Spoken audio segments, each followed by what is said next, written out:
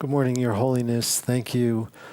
Your Holiness, yesterday at our Mind and Life board meeting, you talked about your aspiration for us to extend our work into many parts of the globe, including Africa. And yesterday, after you had that conversation with us, Dawn Engel emailed Archbishop Tutu, and we've been informed that he will be watching today's events on the live web stream. So the work is extending into Africa.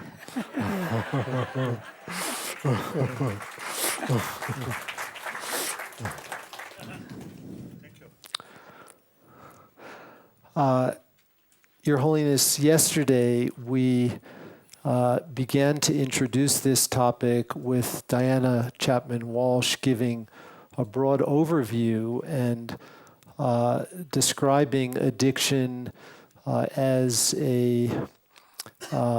something that is afflicting individuals not just in relation to drugs, but also our addiction to material possessions, to oil, to eating, to gambling, many different things. She also summarized some of the statistics to show what the magnitude of the problem is today. We then moved on, and I summarized some work that we'll be previewing, that we previewed and will be discussing, including some of the factors which might predispose individuals to addiction. And we talked about the relation between childhood antecedents, like the ability of a child to exercise restraint. And I showed the video of that experiment with children involving marshmallows. And so we thought that today we would do...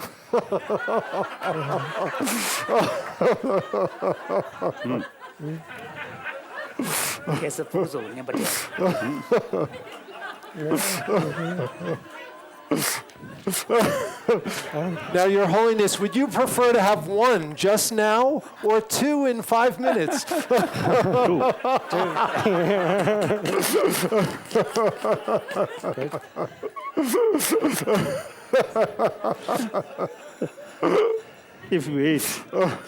If I wait 15 minutes, then any possible three.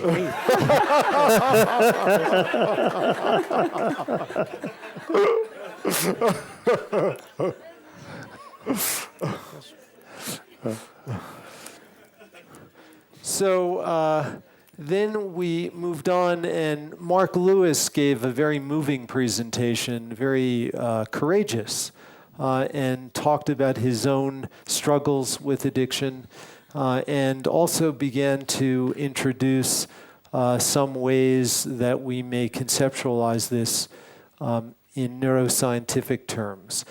And today we're going to be delving much more deeply into the brain with an effort to investigate what neuroscience is teaching us about some of the mechanisms that may be involved in addiction, not just to drugs, but more broadly. And Kent Berridge, who will be our speaker this morning, is an extremely well-known neuroscientist at the University of Michigan.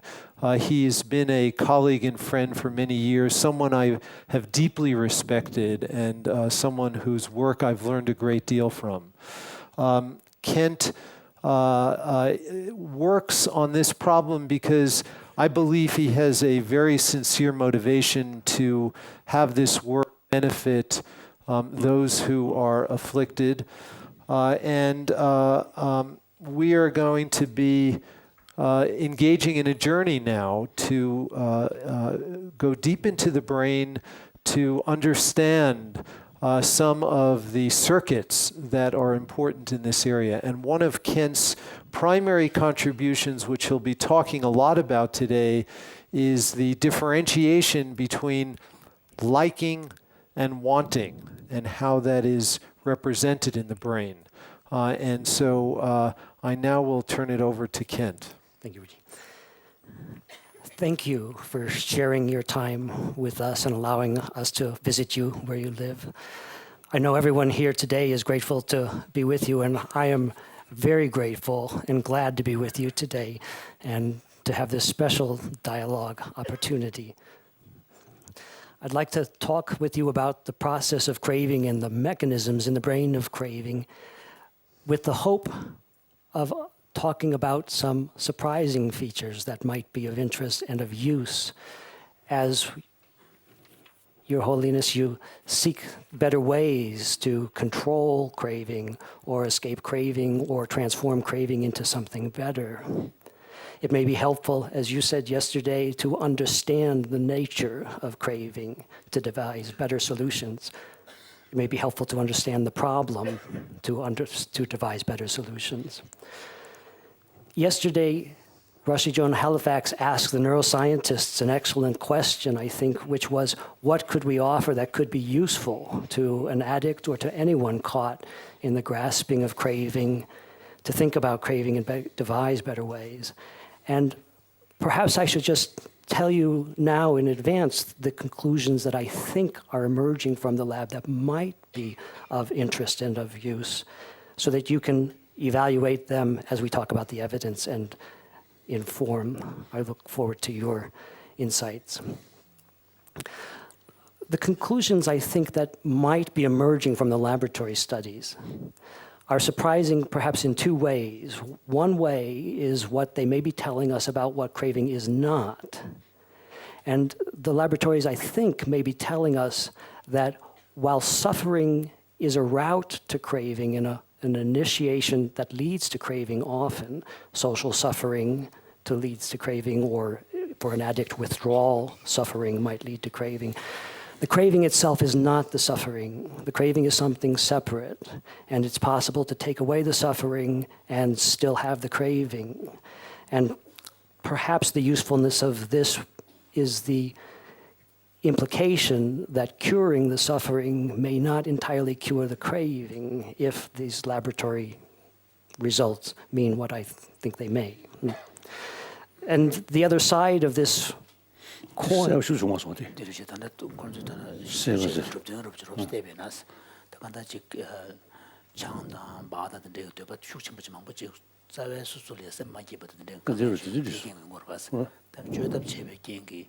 마기부 용어에 쓰면 마기부디 도답체도 가지실이야 즉 세버디 대도배 경계 세버디 도배 캡을 매버지 세배 규체에디 네, 다들 당고디 규체. 이제 검사도자는 양금 진설이 양고도 가르치더래. Yes. And in the same vein, pleasure and the experience of pleasure is often the trigger for craving, and is the object of craving to attain that pleasure again so often. But it may be that pleasure, like suffering, is simply a key that unlocks the lock of craving in the brain to create the craving. But it's the lock being unlocked that creates the craving. The key is only a way to unlock. So I think it's possible to take away the pleasure and still have craving. And it's possible to have a craving even when there's no hope of a future pleasure.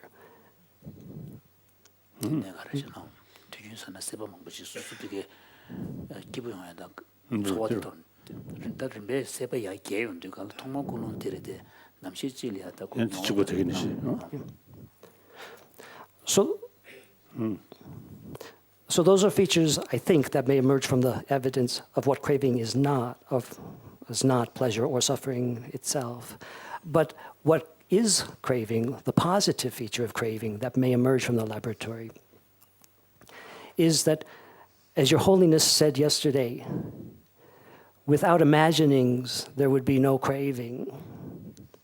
And I think for the laboratory says, yes, exactly so. Without imaginings and triggers, there would be no craving. But the laboratory may also be saying that to have imaginings create a craving, the brain has a special state which by itself does not produce the craving, but put together with an imagining creates the craving.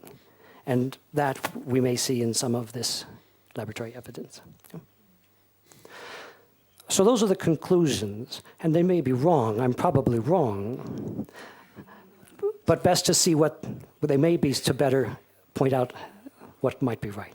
Very humble scientist. So perhaps we can see some things.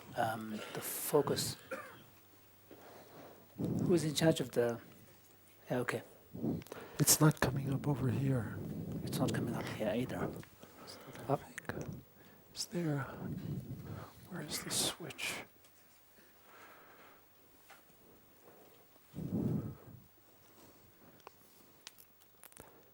I don't know where the switch is. 딱 당연히 뭐. Yeah, yeah. Okay. And I can describe. And we can. Shall we move this over? Yeah.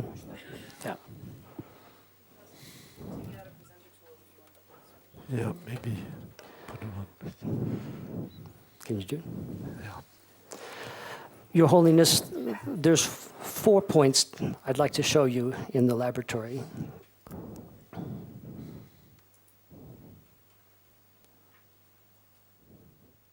It's still on.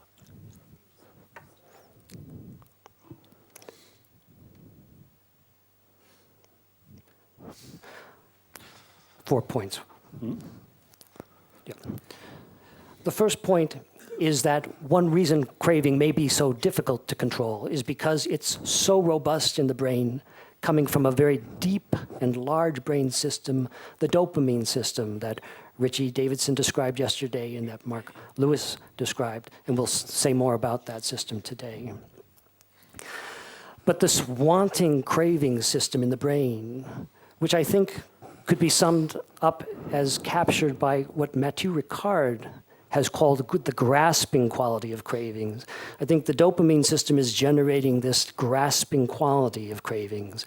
At low levels, it can be wholesome, but at high levels, narrow, it becomes grasping. Different, entirely different from the grasping quality of desire and wanting in the brain is pleasure liking, the experience of pleasure liking, which is captured by these little red dots in the brain. The green system is the large craving system. The little red dots are the pleasure liking system that can generate intense pleasures. But those pleasure systems are fragile, they're smaller, they're compressed, and they're easily disrupted. So in life, intense pleasures are far more rare than intense desires and cravings. Does they like it? Was 그리스도. That there is a 김나은 그지.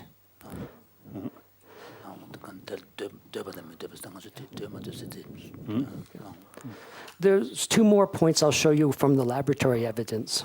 The third point is the possibility that craving needs no pleasure object of desire. That it's possible to want even when we do not hope or expect to like. It's possible to want even when the object of desire is known to be disgusting or unpleasant. It's possible to have an intense craving. The brain can do this, and it may be that addicts can do this.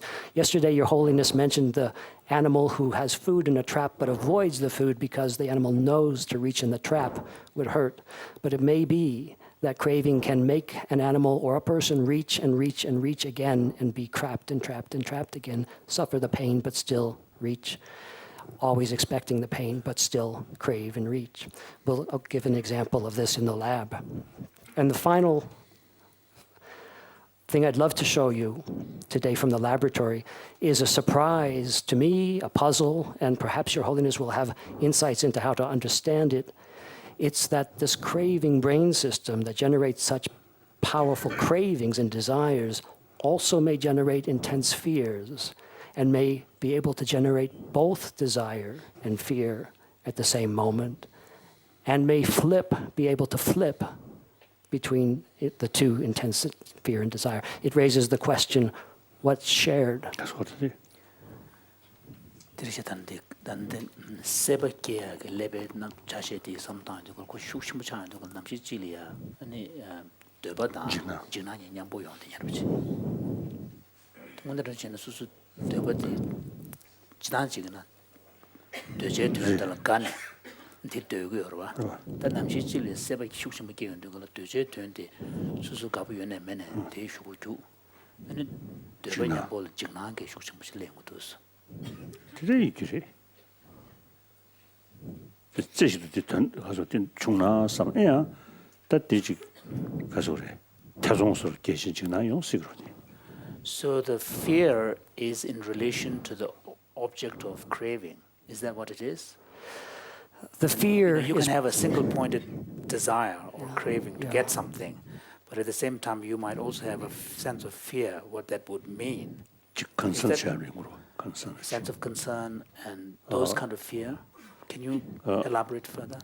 concern 실시는 fear용으로. So, for example, if there's an element of concern, if that gets heightened, it can turn into fear. It's a wonderful question, and the answer may be yes. In the laboratory, as it happens, as it shows itself to us, for desire, there's an object of desire found in the world, focused on narrow desire to make wanted, like the marshmallows on the plate. And when fear happens, fear also is attributed to the world, to things around the marshmallows.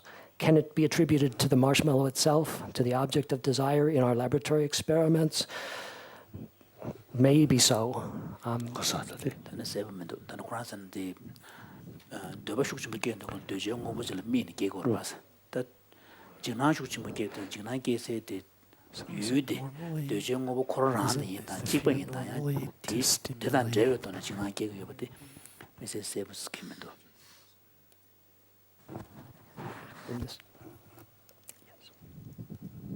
되더지 더 사그. 더 토파. Larin. 저스타 요체. 전주심이 뭐 찍으면 용 토르고. Larin. 그래서 니가 용.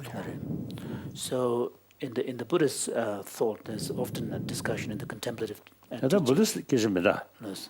Common sense. Yeah. Common experience. So even from a common sense point of view, often we get caught in cycles of anticipations and fear, and suspicion.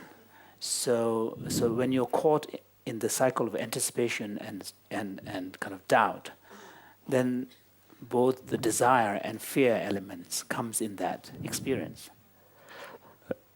I think here also because of the awareness, if the person is want something, but at the same time, is that person's mental thinking more wider. So simultaneously, also you see can feel there is possibility of such obstacle. So automatically develop because of that. Not a hesitation. Hesitation 말이야.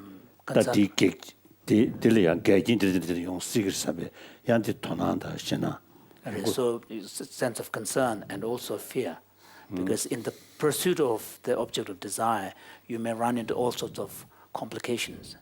자, 이제 사람들께 매우신 걸 다 찍어도 스탠드비는 그냥 깨면도. So of course, if you don't have any of those kind of other, apprehensions, and then you just pursue single-pointedly, then fear. I think here maybe you see differences.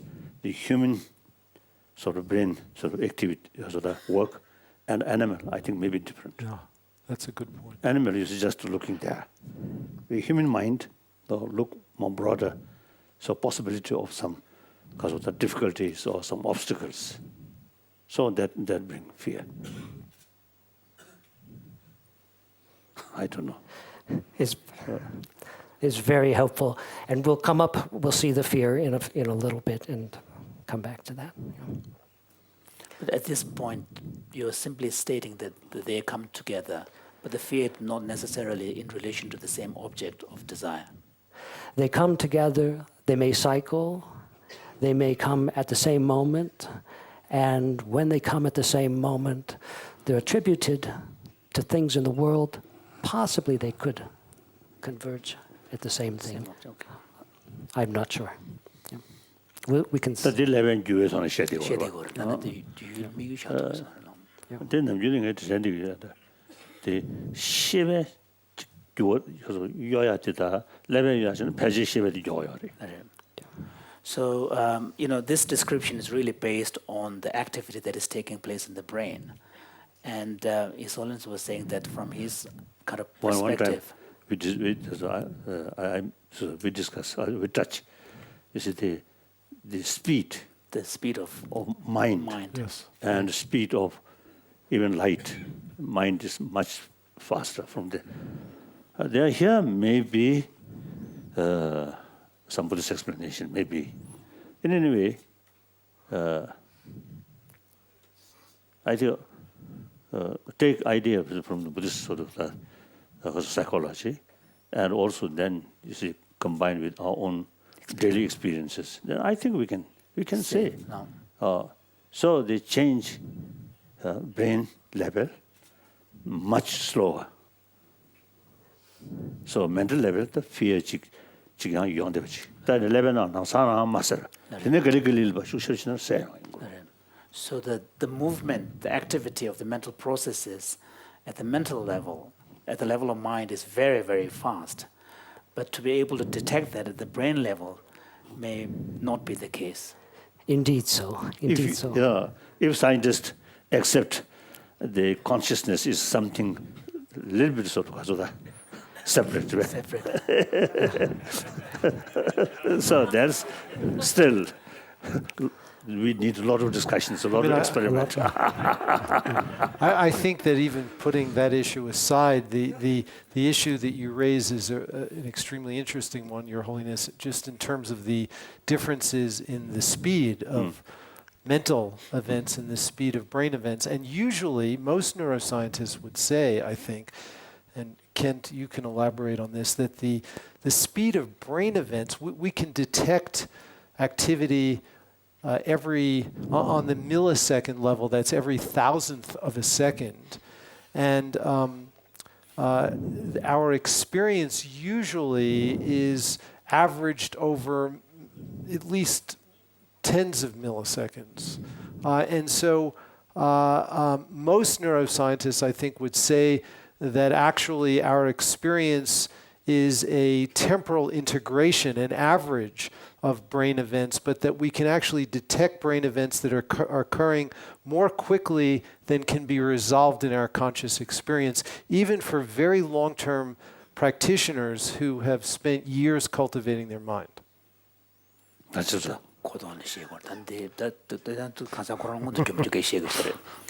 Pena lebe namju juwa doyandali ya pena second chik tomtonda chil tam chala ya juwa do yobaji ta to to yorese da khasa khoran le ngoya to ne shebe na ane kada de gomju gu nyamle test yo de nyezo ine ta level test ko susu shebe test tang de je ni bo yebe ta tirba and tenzo ine kada shebe namju khasa khoran ngoya de test teba yorese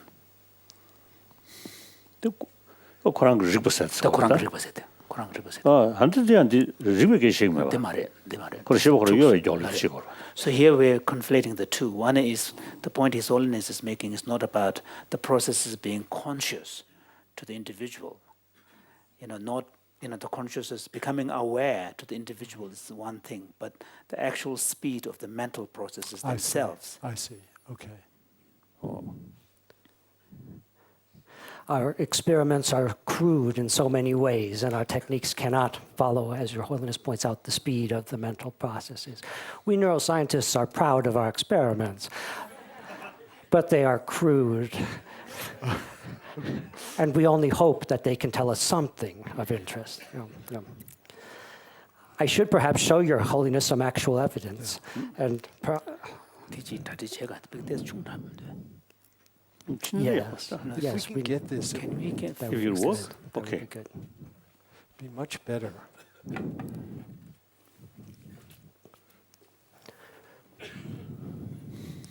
switch the camera?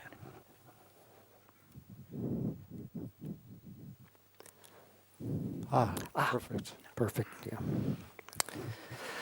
So the deep green craving system in the brain, it's a deep system, an old system. The pleasure systems are just little. In my laboratory, many of the experiments that we can do to turn on the brain system can only be done in animals. I'll say a word. As Your Holiness points out, the animal mind is different from the human mind, and the animal brain is different from the human brain. But this deep green craving brain is similar deep inside, and one can find it and see it in both the rat and the human and see the similarities. In my laboratory, our goal is to painlessly turn on brain systems. 디 안드 자주셔는 더발이야 지금 sem기 가서 우리 그게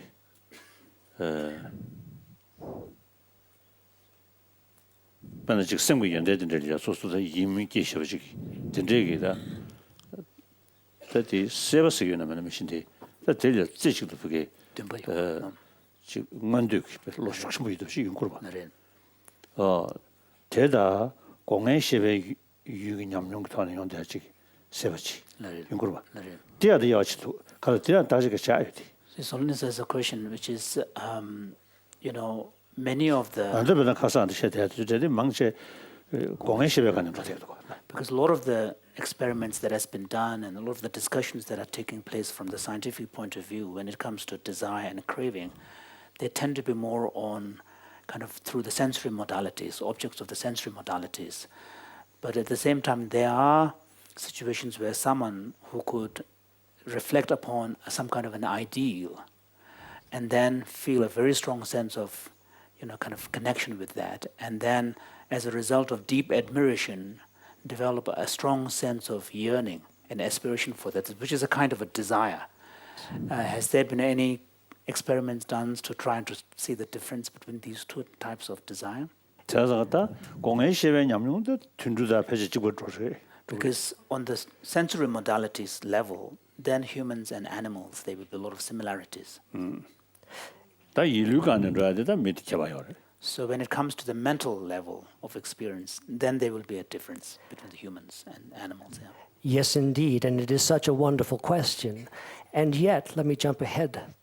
If I can borrow a slide from my friend Richie Davidson, this brain deep system in animals activates to food and drugs and sensory pleasures, and in humans activates to food and drugs and sensory pleasures.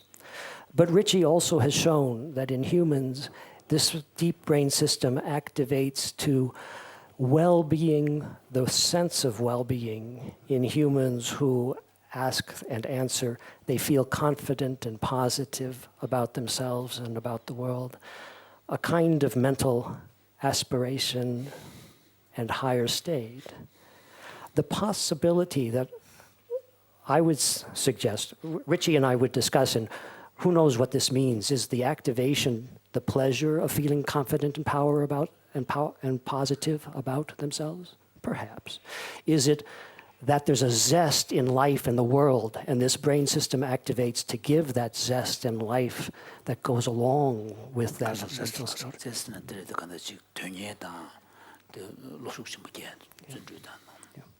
Perhaps. Is it something else, a different mental feature that this brain activation produces? Perhaps.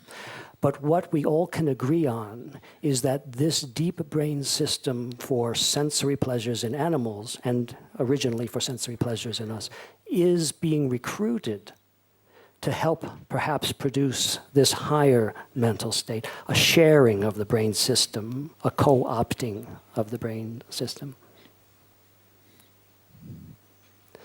That's the hypothesis.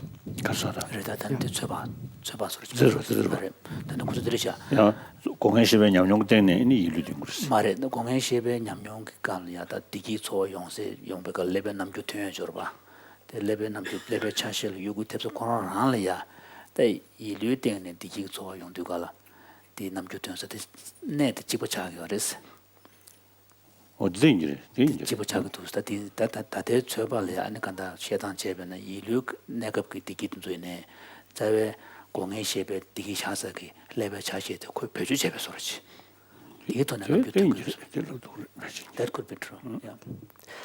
My hope, if that's true, is the sentence in red, that if it's true, then what we can learn in mere laboratory experiments with animals about sensory pleasures may tell us something that's true not only for sensory pleasures in animals and sensory pleasures in people, but possibly also something that's true for wanting and liking in higher states and mental aspirations in people, possibly.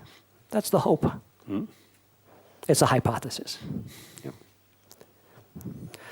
So with that in mind, I can show you the evidence. And perhaps the last thing I should mention before we plunge into experiments is that dopamine confuses neuroscientists.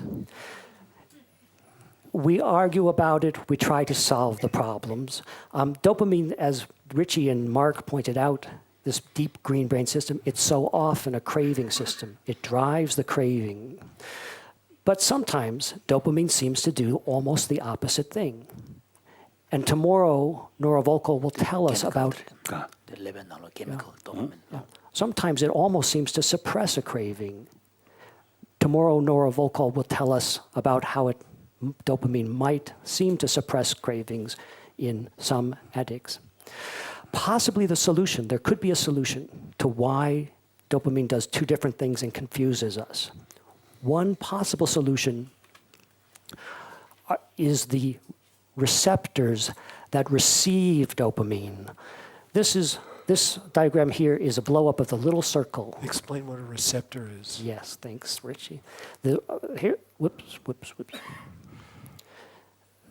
The little circle where the arrow is not showing up on your screen. The little circle where the arrow is blown up here. And the receptors on neurons that receive the dopamine are like tongues that taste the dopamine. Two different receptors, like two different tongues, two different people tasting something. The D1 dopamine receptor tastes dopamine as something to go, something to create a craving. And Mark and Richie and I talk about the D1, the dopamine creating a craving, often acting on this D1 dopamine receptor. It's as though two people tasted tea. One finds tea sweet, the other finds tea bitter, the same tea. The dopamine receptor tastes, the different receptors taste. They're just molecules, but they taste the dopamine molecule differently. Dopamine di level nalo yung chemical che. Tadi sebada dobada dul dewa shukshin bu yun che. Dige shabe ka ya level nalo ya chemical ki de ge serwa. The chemical ki se sa che ji nge jen ji da level cha cha ka che le yob che. The chemical di level nalo ro ka ya da chemical di level ma sune ji level za den zu ge da zu sa ro ba. Da sa yin sa yen da la sa dan de ya ne D1 da D2 che. D1 the dopamine 사단 직제, D2 the dopamine 사단 직제. 다 가사 저라반 얘기 자동만은 좋아합니다. 간다지 연구해봐나시 로맨다 연구해봐나시기 dopamine 제지기네 레버 지그나로야 receptor 카가요 인자 아니 D2네. So can you explain further why the difference between D1 and D2? Every neuron that receives dopamine has tongues to taste that dopamine. Some neurons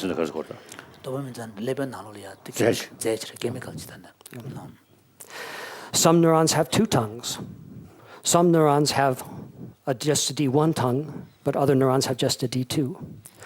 Dopamine is tasted by them all, but the different neurons may do different things with that taste of dopamine. Mostly dopamine causes craving on the D1. We've talked about it yesterday. We'll talk about that today. But sometimes dopamine may stop a craving. It maybe stops a craving. And when that happens, it might be acting on D2.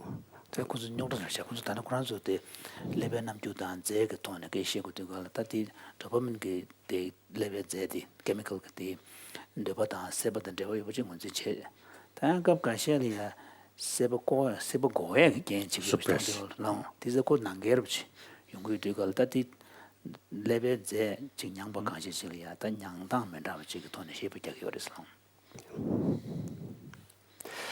남겨는 동해 그래 동해 옆에 그도 뭐로 구주자스다 닝지 집에 그도 뭐로 구주자스 그랬어요. Lare long.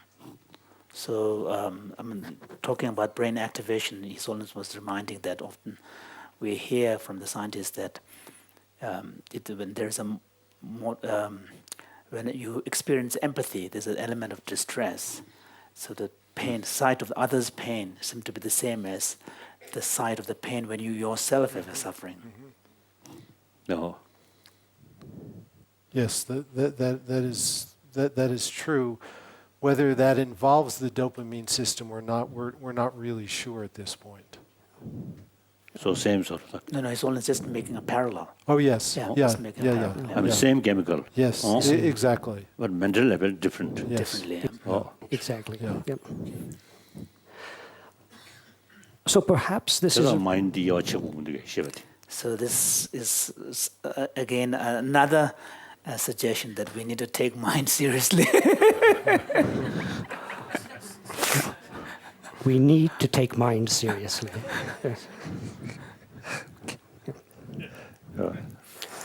So that's just to explain why we talk of dopamine as cravings, but tomorrow we may hear a different story. So let's see a craving. Let's actually see a craving. This large brain system that generates this grasping quality of craving, in psychology we call this grasping quality sometimes incentive salience, as Mark described yesterday, and Richie, salience is the noticeability of the object of desire. Incentive salience is the wanting of that object. The object of desire pulls our attention, it pulls us in, it makes us want it. But the wanting essence of this deep brain system is essentially below awareness. When we have conscious desires, this wanting, grasping quality adds that grasping urgency and compellingness and oomph to that want. But this deep brain system can create a want even in the absence of our conscious desire. It can happen in the laboratory, and it may happen sometimes in addiction. It's a deep brain system. There's an interesting question. How can we bring this unconscious deep process better into awareness, or how control it with awareness? 일단 레벨 남주고 돈에 시에베나 다단에 도파민 유제 세바단 되게 개거봐. 되게 대 강사 코란래야. 되게 마코고네 레벨 나로네. 간다 지금 명예배 주도. 강사 코란은 것도 마주배 주도. 용기를 용되지. 대 용기배 다단에 도시지리야. 다단에 로장배나 강사 코란은 것도 마주배디. 로장인데 그 대중문도 줄여야 돼. 답시 연하면서 다 망보지 간다 수술 로라 되게 받아 세베게 마신 거지 아니 뒤슈고 제수 주고 여러 번 차가나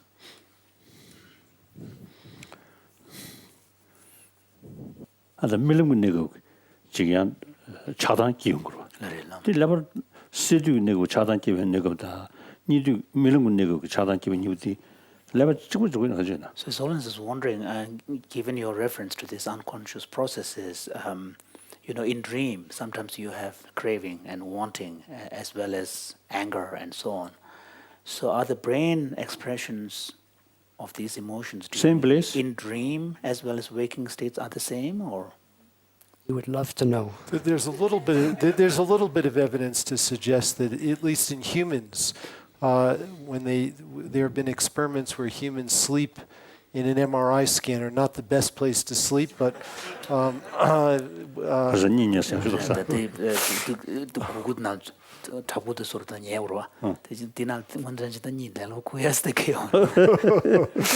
but from those experiments, the same systems that Kent is describing are activated during dreams.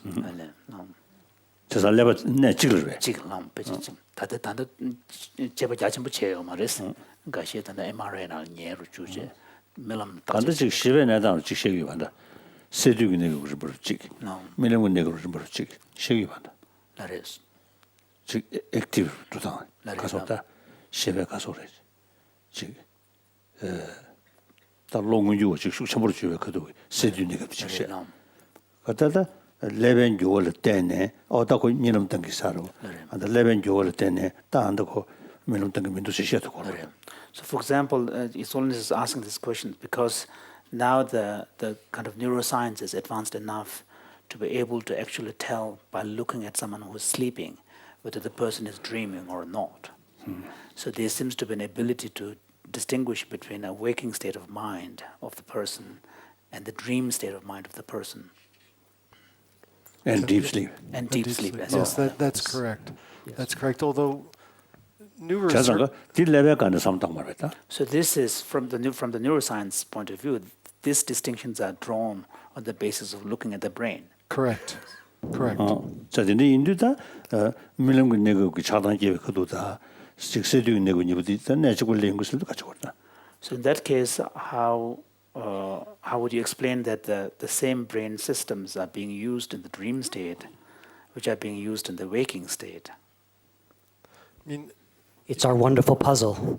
but we can say that evolution is very conservative. It uses the same brain systems in many different states. So rather than having a whole separate system, it is much more efficient to use the same system that is used during waking life to represent craving or desires or emotions during dreaming sleep.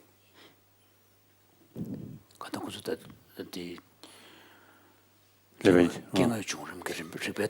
evolution 레벨 요도 하고 대고 싶시더라고. 말 레벨 차시에 간다가 있는 자와체 그제 급제 찍디 아니 깜망 볼 배주제 자자가.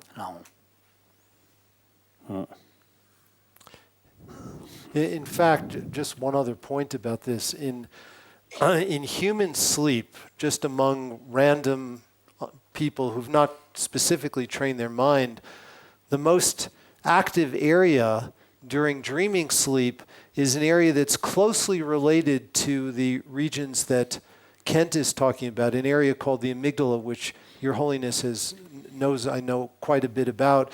It's a critical area for emotion. That's the most active area during dreaming sleep. 양 남유 디스요. 야 레벨내로 찍을 줄 아나? 야 레벨내 신단에 양고 걸릴 거야. 접치도 그랬어. 저번에 지금 내가면 도와. So how would you square this statement about the with the another statement that neuroscientists make that when there are brain damage in certain regions of the brain, the functions become over time taken over by other parts of the brain, so which seems to suggest less localization. Well, there's both, and one of the wonderful qualities of the brain is this capacity for plasticity. So there is certainly some specificity, but there also is the brain exhibits the capacity to transform itself and to assume functions in certain parts of the brain that were previously carried out in other parts. So both of those are true.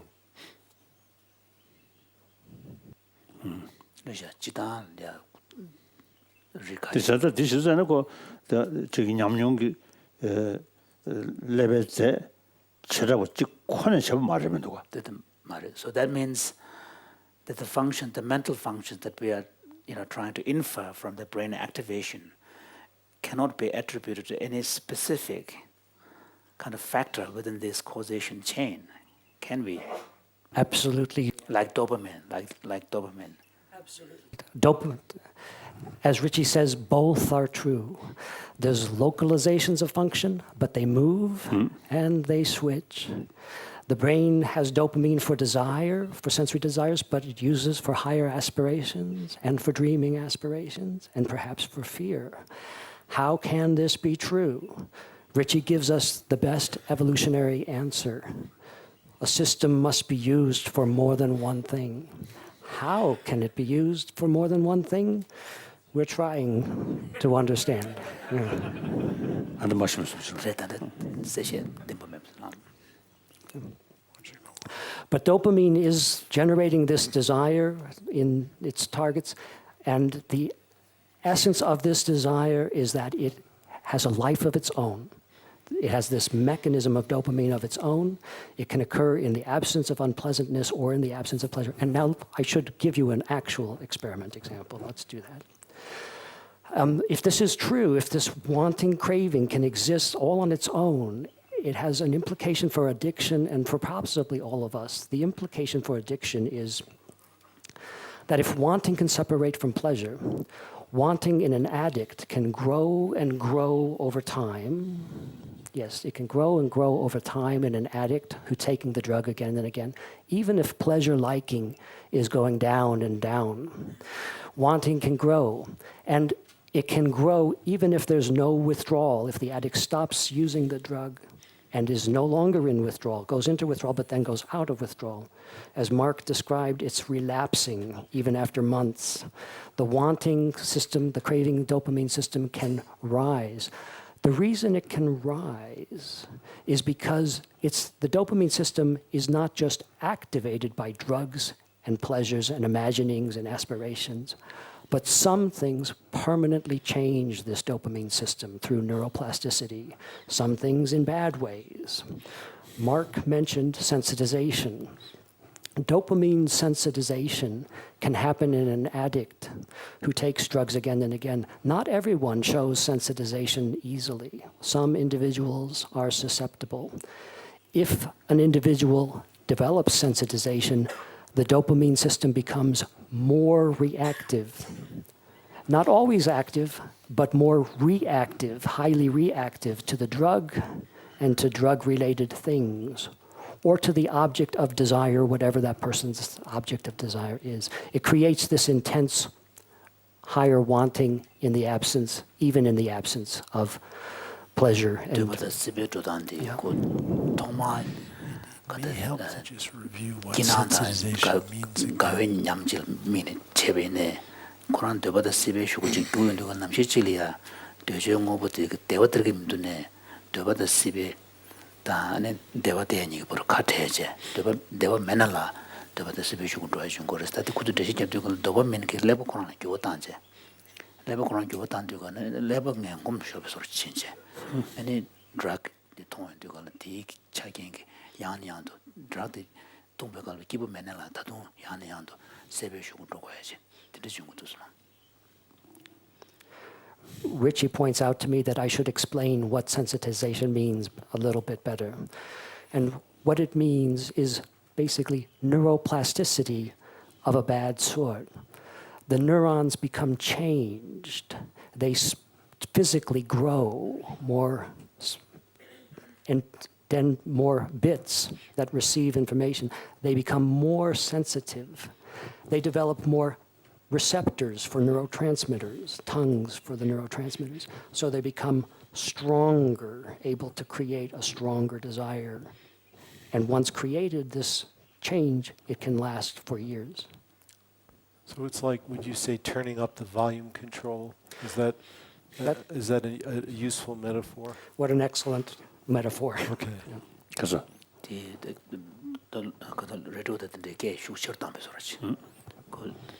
debada sibe de chep ronya lebo koran gyo chim bekenge ndi kombo chaso na lokashi shi de nyenga yoreslam. Let's have an actual example of turning on the brain system of desire. And I should say, this is an animal experiment, which we do on two conditions. One condition is to eliminate suffering in the animals, which we can do. All the procedures I'll show you are painless, completely painless. And whenever a surgical operation is required, all the anesthetics and analgesics that we would use for a human surgery are used on the rats. I think I can say that the rats I'll describe you have less suffering in their lives than the average person in this room. in pain and now this is the Jordan 7 that was namto da rento da but that's just a condition to minimize the suffering as we do the experiment. We do it in hope that we can find knowledge that will be useful enough and to justify, to be helpful. And we bear the ethical burden of trying to do these experiments compassionately in this hope. So here's the experiment. This will turn on intense wanting by using a laser in the brain that's painless through a technique that Your Holiness, I think, knows about already, but I'll describe briefly. It's the optogenetic stimulation of the brain.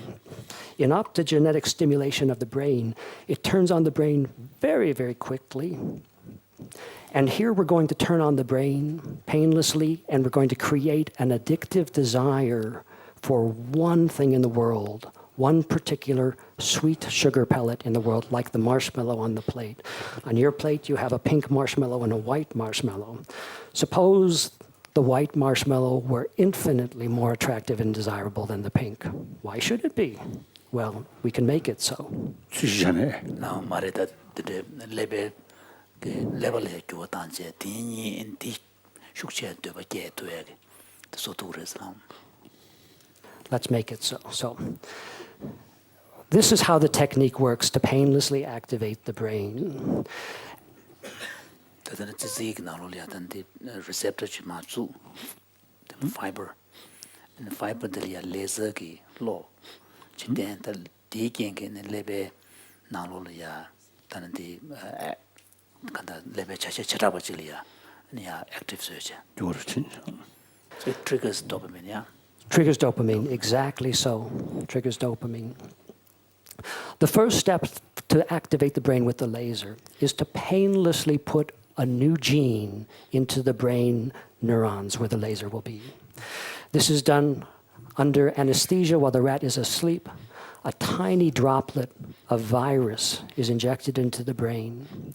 The virus carries a gene for a photoreceptor molecule, just like the receptors in our eyes that respond to the light. When light strikes our eyes, a molecule in the eye, a photoreceptor molecule, twists and opens ion gates into the neuron. Ions can excite the neuron. The twisting of the molecule excites the neuron. This painless virus microinjection helps the neurons to make their own photoreceptor molecules. They sprout those photoreceptor molecules.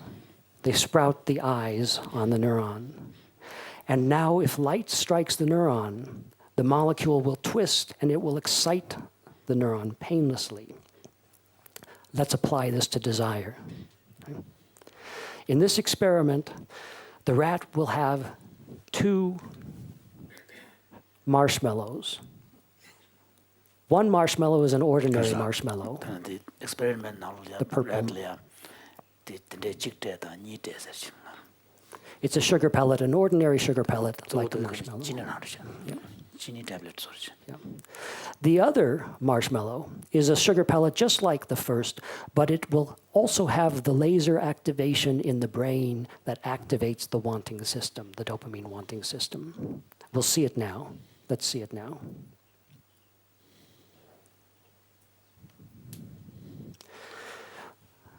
Here's the rat. It's utterly painless. It's pressing on this lever to earn a sugar pellet, and you can see the laser on in the brain. The rat is learning about this sugar pellet. It looks for the sugar. Now this other lever comes out. This is ordinary sugar without a laser. The rat presses the lever, it gets a sugar pellet. It wants the sugar, there it gets the sugar pellet. No laser. Let's do that again. Let's tell the rat which lever gets the laser. Here's the choice now. The choice comes out, both levers come out, and the laser is on. The rat goes only to the laser lever. It is ignoring this other lever that could earn a sugar pellet. It goes to the laser lever. It stays on the laser lever. It will not leave.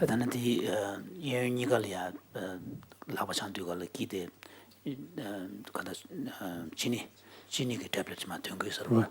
다 개발가에서는 쇼유용 저때 내백업데 레벨이야 레저 단지 진디게 액티브 스 쇼예리아 대체백업데 진디게 액티브 마체베체 레저 마담바 인자 다 디슈고 진이지 슈고리아 드즈디 디니 가완네 베네 진을하게 오르데 레저냄 nembatdan deoyse tijanyan nemshamato shoyebaltan nemgeomanes.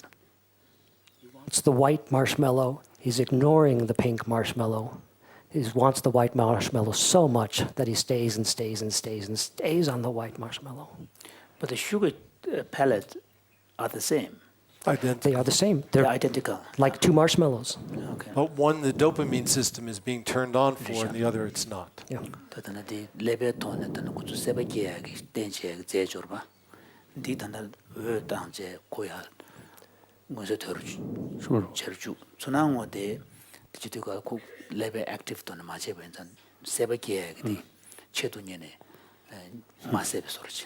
That de keba inza da sebeke chedunyene se shabeti Dopamine ni said that take on Yalmato, Tonama change.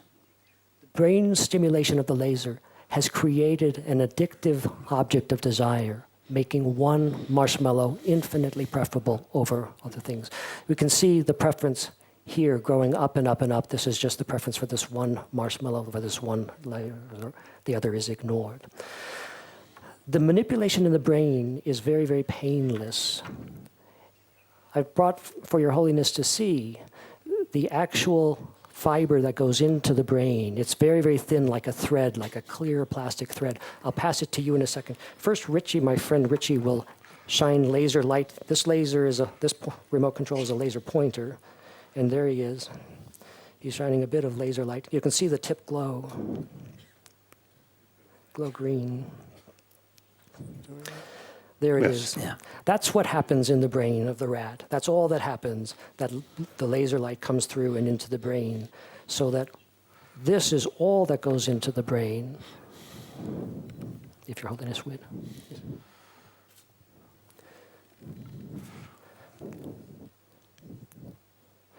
And gives the light to the brain. The larger cable you see is just to protect that thin thread. It's just a spring to protect that thin spread. It doesn't go into the brain, so it's all very painless and light. You've seen that it creates this almost addictive like 그걸 focus. 소화시도 열던데. 그게 수인지는 소화시도 열다. Soulness is unconvinced, it's painless, you know. Let's ask the rat. No, let's ask the rat. Yes, I. Let's ask the rat. We'll jump to this. Let's ask the rat, would he prefer to not have that laser on? Yeah. Here in this middle graph, we see the rat has a chance. If it touches, there's two objects that poke into the cage. One object pokes here, the other object pokes there. If the rat touches this object, it gets the laser. If the rat touches that, it does not.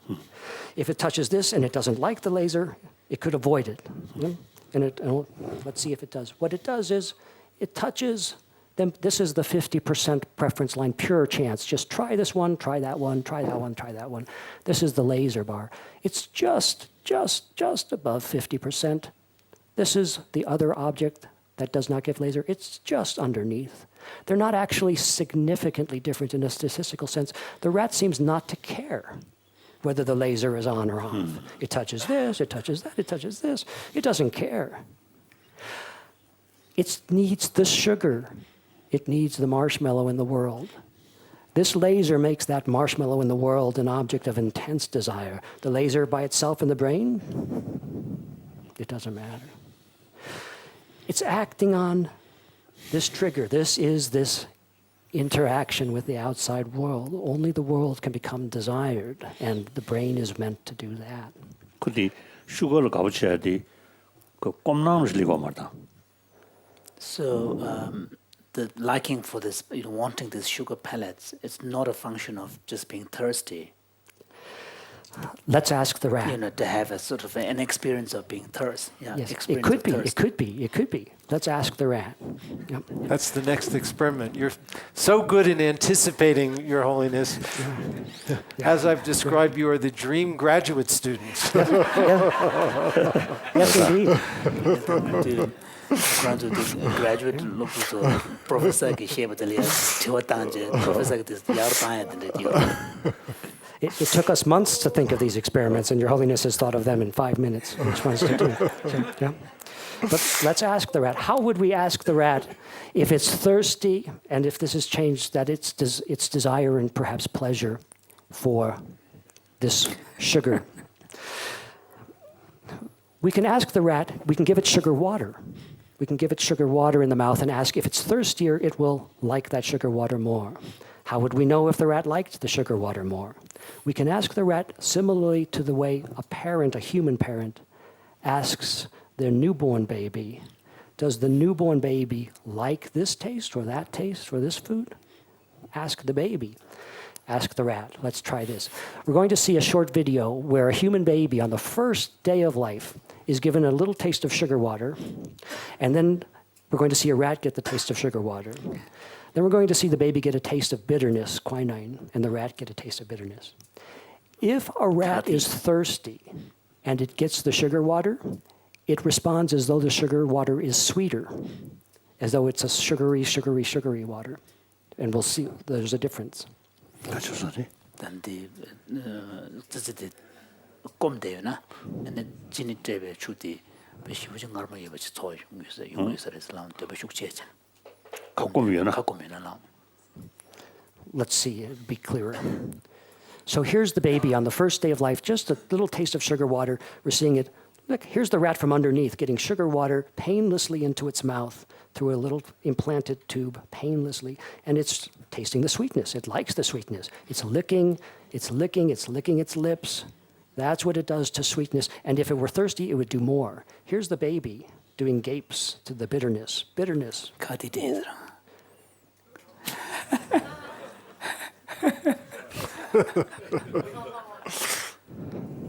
And the rat to bitterness.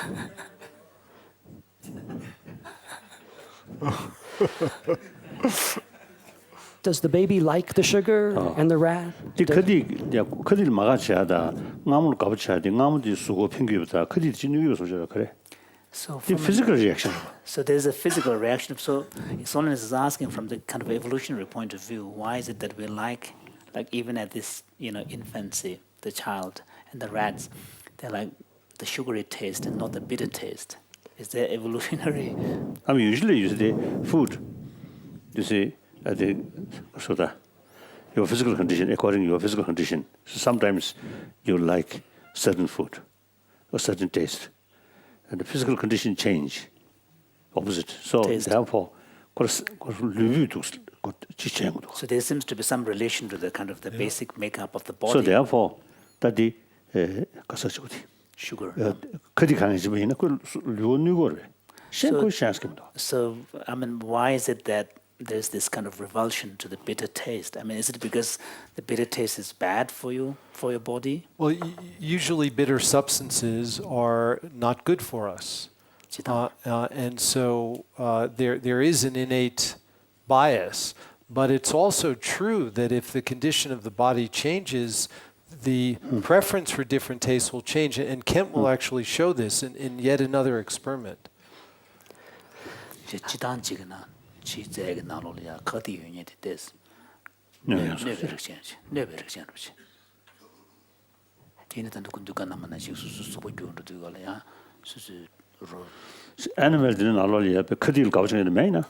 So that does mean that in the animal world, are there no species that really prefer bitter taste to sweet taste?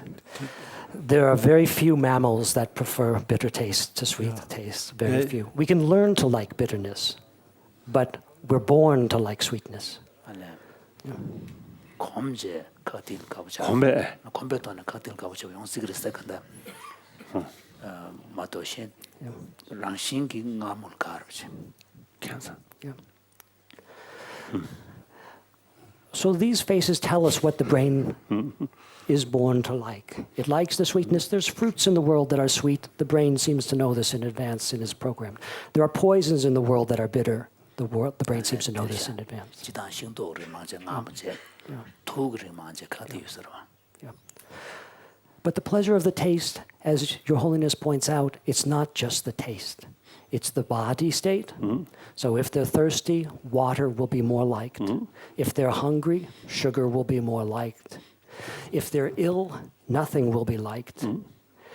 If we activate the brain in pleasure systems of the brain, we can increase liking. If we activate a pleasure system in the brain, we can increase the taste liking.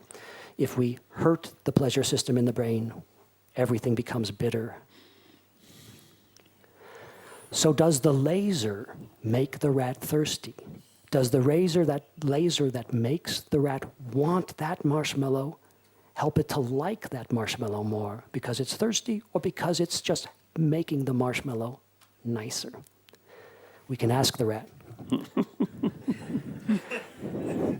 And when we ask the rat, it answers no. It's not thirstier. The marshmallow tastes no better. The sugar pellet tastes no better if we give it the sugar water during the laser.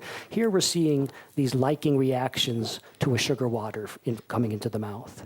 And sometimes the laser is on, and sometimes the laser is off, and there's no difference at all. The laser doesn't make the rat like the sugar more. It only makes it want the sugar more. The laser isn't pleasure by itself. The rat won't work for it. But the laser isn't suffering by itself. The rat doesn't care. The laser simply makes that marshmallow that's been paired with the laser infinitely more attractive. And this is something that can happen in addiction, and it may be something that happens in all of our lives when something becomes craving. This brain system makes that wanted. So that's an example. This can happen in humans too. It's not just an animal experiment. Lasers haven't been used yet in human brains. They will be soon. But deep brain stimulation, of course, electrode stimulations have been done in humans. And sometimes what happens looks almost like the rat. Let me show you just two examples quickly, Your Holiness. This is a case where a woman had a deep brain electrode. And when this electrode was first implanted and turned on in the operating room, she was awake. Just she explain why it was implanted. She was implanted for a neurological condition. The deep brain electrodes are implanted sometimes for depression, sometimes for obsessive compulsive disorders, sometimes for movement disorders. 근데 레버토스 중에도시. 라레 같은 등에 맞다는 진비슈 송다는 에머리데 레벨 나로리아 띵리아 즉 electrode 수제 battery 시키네.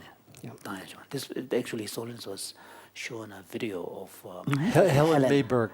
Your Yes, Holiness yeah. met Helen Mayberg Exactly. at Emory Exactly.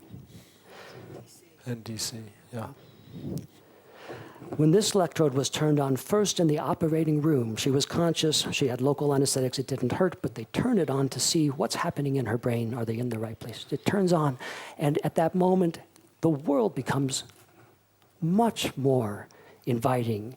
Her mood became euphoric, and her speech was suddenly more rapid. Her thought was easily distracted, and flights of ideas appeared. There's cognitive, mental changes. But here's what's most interesting. At that moment, she loses her social inhibition, and doctors, neurologists, who just happened to be in the operating room, she falls in love with two neurologists who just happened to be standing there. And she tried to embrace and kiss people. Everybody is more interesting and attractive. The world is more interesting and attractive. It's positive. It's euphoric described. It's a pleasant sort of thing, but not necessarily this wanting. Because later, this electrode stayed on for her to help her. And later, the focus narrows of this wanting. For her, it became shopping. She went into unrestrained buying of clothes with her credit card, spending all of her money. And she spent so much money that her family became alarmed and they tried to take her credit card away to help prevent her to help her. But she was frustrated and tense at that moment, and she had suspicious, hostile delusions that her sons were taking her money by force. She was angry, but she still has this desire. The desire doesn't care whether she's happy or whether she's angry and tense. The desire, the craving is there.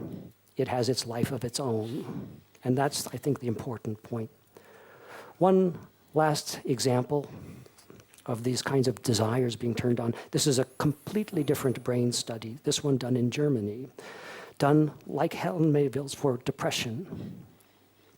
When this electrode was turned on, there were no, this is a quote from the paper, there were no pleasure liking effects. There were no liking effects during stimulation, in contrast to previous claims that these electrodes cause pleasure. It's not pleasure liking. But there's a wanting that's coming on. And here's the quote again. Immediately after switching this electrode stimulation on, one man in Germany, he spontaneously reported that he realized he's in the city of Cologne, Germany, and that he has never visited the famous Cologne Cathedral, and that he plans on doing this exactly the next day, now with the electrode on. And indeed, he did that the next day. A second woman who has her electrode turned on, at that moment, she spontaneously mentions that she wishes to take up the pastime of bowling again. It's something she used to do 12 years ago. She hasn't done it since. But now, at this moment, with 말에다 되바 슉슉슉슉랑게 요엔자 나게마한테 첸도 요바 같이 질 마치 제 말아볼 하들려나 람산 체간도야 돼 고자면서 로 고자면 안다 고는 데르카다 고라 나무도 있기 맹한테 콜로니어서 봐 콜론 도마뇽스 된다 따가 도마니 된다 인지미지 캐디드롤에서 봐 캐디드롤 따가 도이스 도지베 그죠 되버려 노 These are imaginings. Your Holiness mentioned that without imaginings, there's no craving. For each person, they have their own. Each has their own imagining. A cathedral, a pastime that we haven't done. It's not the imaginings by itself, though, and it's not the electrode by itself. The electrode needs the imaginings, and the imagining, the bowling imagining was there for 12 years, but the electrode makes it suddenly wanted now. That's how this works, I think. So all of that has been about desire. All of that was producing wants for desires without any necessary pleasure. There are pleasure causes in the brain, and I'll just say one brief thing about them. I love to talk about pleasure generators in the brain. I don't want to bore your Holiness, and today's focus is on desire and craving. So just a brief mention to say there are causes of pleasure. We can turn them on, and we can make things more liked. We can make the rat like sugar more by activating the red spots in the brain. Here's two here in the first diagram, and we've just blown them up here to show you the individual excitations, the stimulations.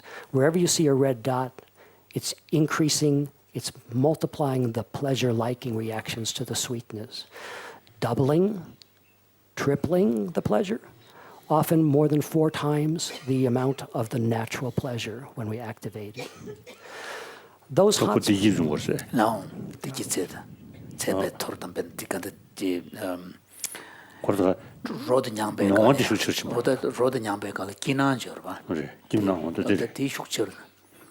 Just out of curiosity, how do you measure the doubling and tripling of the pleasure? So it would be like 그 가서 어떻게 커버를 찍주제 그 김나로 숙셔를 하죠. 뒤도 그듯이 되면 가지도. So what would happen, for example, like by kind of activating the pleasure centers and then intensifying the experience of that pleasure, and at that the double, triple, so you talked about doubling and tripling. So at that immediately after, if you give a bitter taste, what would happen? It makes the bitterness much less bad. 저자가 다섯 날로 뒤지고 서로 춤추지. 다 영해 되네. 그돌라. 다시 남도 어쩌서 싫어. 그래서 그디 때문에 그 그디 소화 잘하게 해서.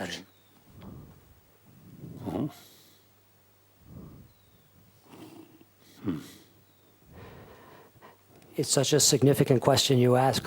How do we know that the pleasure is liking? What do we measure? And all we can measure, we can only, Your Holiness puts your finger upon the weakness of our approach. We can only know what we can see. And what we can see are these liking reactions. So we can turn on the laser and we can make the sweetness as though it were more sweet, more liking reactions.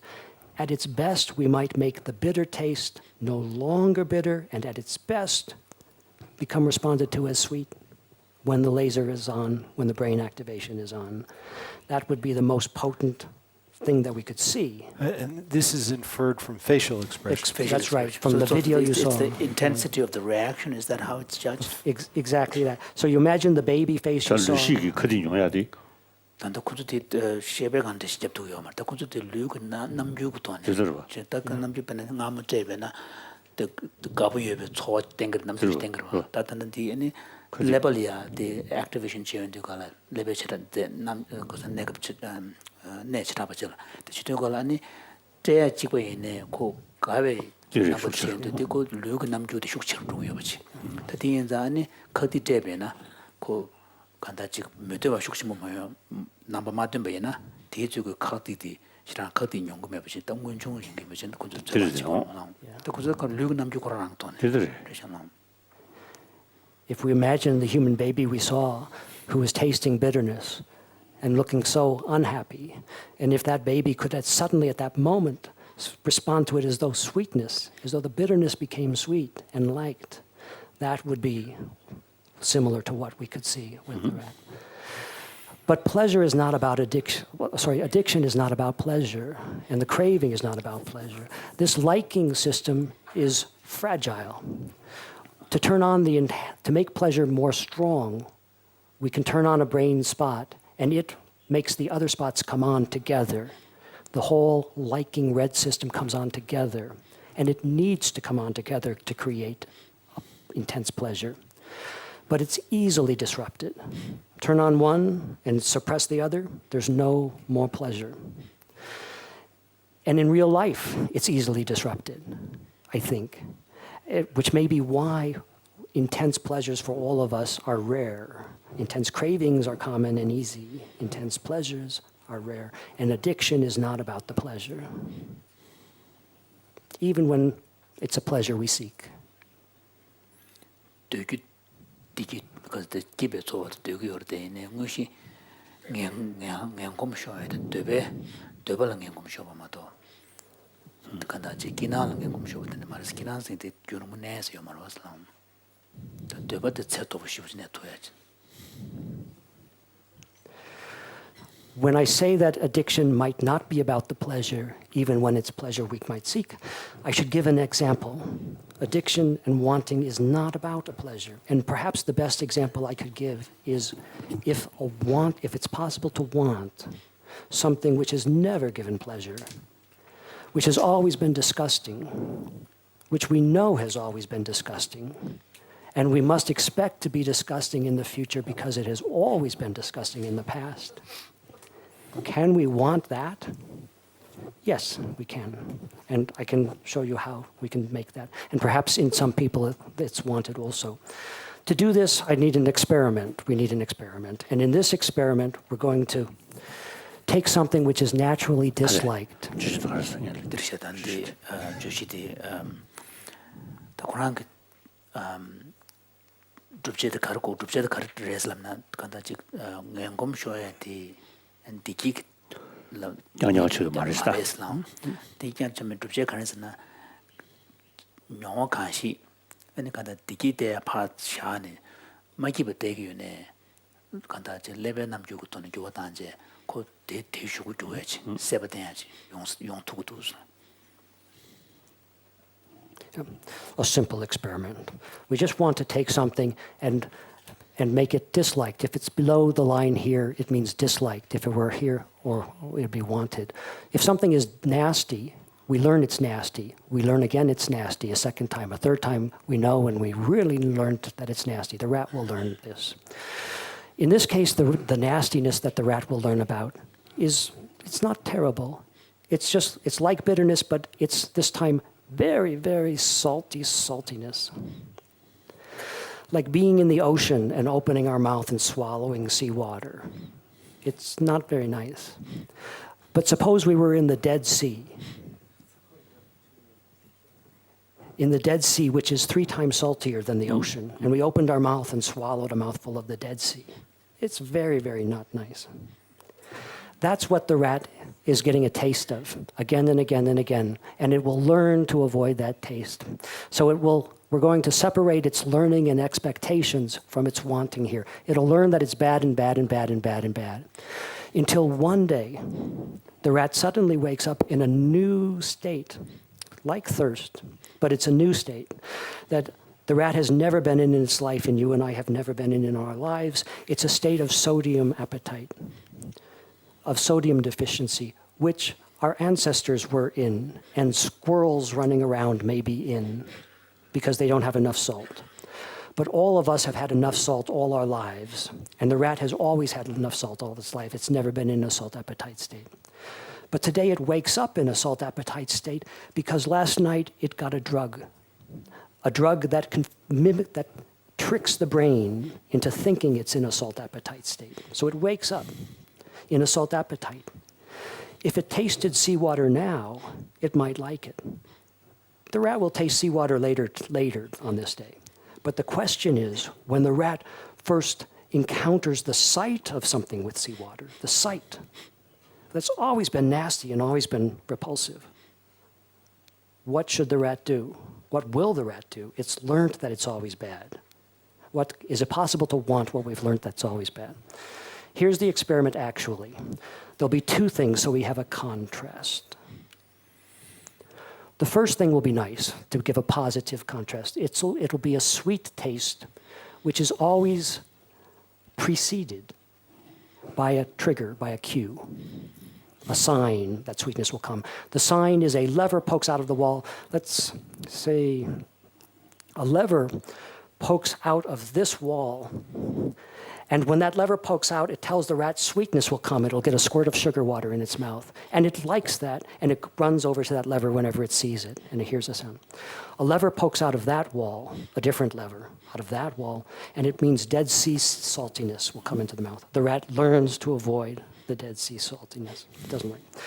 But now one day it wakes up in this new state, and the levers poke out of the wall with no sweetness or saltiness. What will the rat do? Is it possible to want what has always been disgusting? And here's we see.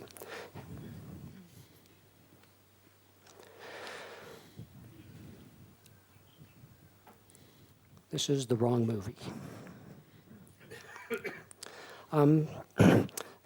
We have the wrong movie, but we can imagine the right movie. So here's what will happen in the right movie. In the right movie, the proper movie, this lever would pop out of the wall and be sugar. This lever would pop out and be saltiness. The rat would learn to always avoid this lever. But what happens on the day the rat wakes up in the new state is it jumps on the saltiness lever just as though it were the sweetness lever. It jumps on the saltiness lever before it's ever That's it. Isn't that because for the simple reason that it is deficient in salt and needs it? Absolutely so. Your Holiness is absolutely right. But how does it know? We all need something for happiness. What do we need? Perhaps Your Holiness knows. Many of us search. But happiness when But I mean, it's for survival. It's more of a survival kind of mechanism, isn't it? It rather absolutely than happiness. is. Yes. We are, in the laboratory, we're using that natural appetite to create a sudden desire for what is known to have always been bad. If the rat had if a human wakes up in this new state, what happens? It's been done. When a human wakes up in this new state, they feel not very good, but they don't know what they want. If you gave them salt, they'd say, this is nicer. If you ask a rat in a similar situation where it has no trigger, no concrete cue, it doesn't know what it wants. But if it has this concrete cue for saltiness, it jumps on it. Da kanda association je deba je je bena dinne bena 간다 차고제 유명하다. 진행ben 아무 용이요. 근데 지금 대화 소요나 아니 지디 콜레블 사탕 매wen자 제도도스. 근데 대화 소면나 아니 사대직 제ben에 간다 차고 유여받은 미시면 It may just be helpful. 그것이 association으로 쏘고 있어 봐. So are you saying that without this kind of association being made between the liver and the salty water, the rat doesn't know that it needs salt? Exactly so. If it tasted salt, it would like. 마찬가지로 그 방송 그냥 realistic 식으로다. 나를. 그 담양 주선 동거로 담양은 자기만. As in some sense, the rat is being very realistic because he has a choice and he's taking the choice. He's being very realistic, yes. And in this case, he's a smart rat. Yep. But the same thing may happen in the brain of an addict. Not the same thing, not the salt appetite. But the salt appetite activates the dopamine system when that cue comes, when the smart rat sees that reasonable thing. In the addict may know the drug has not been so good. Mark described there was a moment when he hated taking the drug, and he knew it was ruining his life, and it was like reaching into the trap. And yet, the cues, when the imaginings of the concrete act of taking the drug and the things around taking the drug, it's possible to want that, even when nothing's going to be like. And when that happens, we think in the brain of someone who's an addict or someone who's simply having an intense craving, it's basically the same as what's happening here in the brain of the rat. This rat's brain is activating. It's not quite as elegant as, as Richie Davidson's elevating. Sorry. Here we are. The brain is activating only in the moment of simultaneous cue, the lever comes out for salt, and the new state. If the rat were in the new state itself, the brain doesn't activate and it doesn't know what to do. If the cue comes out ordinarily in the normal state, the rat's afraid of that and the brain doesn't activate this way. But put the state and the cue together and there's this magic dopamine activation. Whenever the magic dopamine activation happens, I think the intense craving happens, and addiction is just a different route to that magic dopamine activation. 내가 대화를 들으셔 간다 즉 통마다 기난 되제 담아냐다 비를 제베는 남시지리가 레버코란 주어 대제 담아냐다 템베갈이야 기나 용거 매네 매버 신기레 다 되바다 세베 체 토부시 레베인자 아니 코슈군 중년로지 다디 용토도스 다 단데 데 지지데 배고 배게제레. So am I right in summing up? The point you're trying to make is that the experiment on the rat seems to suggest what's happening in the addict brain is that although they may have negative memories of the use of that substance, because the wanting and craving system is so heightened and habituated, it has changed the brain that they continue to do it even though they know that it doesn't give pleasure. Exactly so. That's so much better than I described. It's exactly what I meant to say. So that didn't really 그런 가소리. 삼류탄에 10회탄에 들리님이 통보이네 류부코레 차네야 가소리 되어야지. 연구하러. 답은아도 야다 곰되겠는데 저기 배는 야다 잡다가 수고마다 용될 수 있고. 자상거 그 수고 거고이 되지. 10회도 뭐 맞지. 류부코탄에.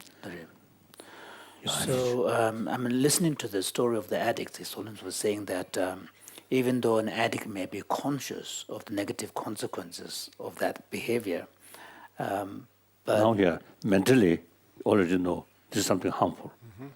But now physical, because of much use, so for temporary physical need that. So there seems to be a sort of disconnect between what the body is craving and wanting, and then the mental consciousness of the negative consequences of that. I heard that there are some cases you see the 가서다 장식동진의 합탁할 제도는 소마돼요. So His Holiness has heard of withdrawal symptoms of people who are alcoholic. If they abruptly stop drinking, they start having negative physical reactions. 거기를 그런 거고 하지. So it seems that needs to be done something in a gradual way. 세상고 수고 오야로. So because the body craves for it, body needs it. That is for temporary. Indeed so. As Diana, I'm sure, could describe for alcohol, it can actually be fatal, that withdrawal. But I think, Your Holiness, you pointed to something which I think is extremely important, but more general. The notion that we cognitively could know something is bad for us, and yet our actions are contrary to that. We continue to do that, or the reverse. We know that something is good for us, but we can't seem to bring ourselves to do it. And so there is often a disparity, a dissociation between our cognitive understanding and the embodied experience. It's exactly the reason. the painless research. And this is So, given that this optogenetic procedure you claim to be painless, and has it been done on other animals like cats or even birds? Can it be done on these other animals? Indeed, it can and is being done on a number of animals. Same reaction? Same. So the response is the same. What you find is the same. Yeah. I think if the same manipulation is done, I think the same reaction will follow. It will be done in humans. We will know that it's painless when it's done in humans. Just like deep brain stimulation electrodes are done. Within the next few years. Deep brain stimulation. In insect, yeah. What about insects? So one, sort of the sweet water. Yes. And Salt, bitter. Bitter water. We can easily examine. He's flying. Come, let them on sweet water, on Bitter. Bitter water. I don't know. Maybe we can make the mosquito change their preference. So still, you see, my question, I never got the answer from scientists. The brain size, from which size have the ability to show appreciation? Seems to see the mosquito seems to see not that ability. I think that's probably true. So since many years, I asked you this question. So far, I think at least 20 years, I think more than 20 years, no one answered that. We're working on it. Then my request to the scientist, please plant something in mosquito's mind, the ability to show appreciation. If someone, you see, give blood voluntarily, then they must show appreciation.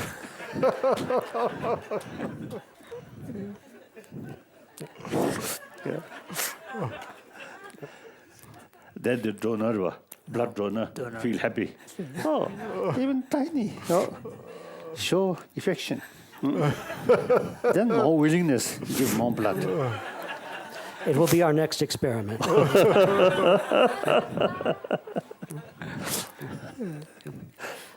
Good. The only point I'd like to say before we leave this is the reason why I think that craving doesn't need an object of desire as a pleasure memory or a pleasure hope.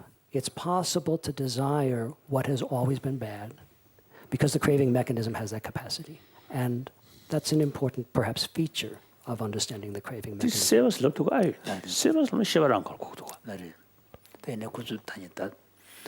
The problem here is craving is a psychological term. Yes. So,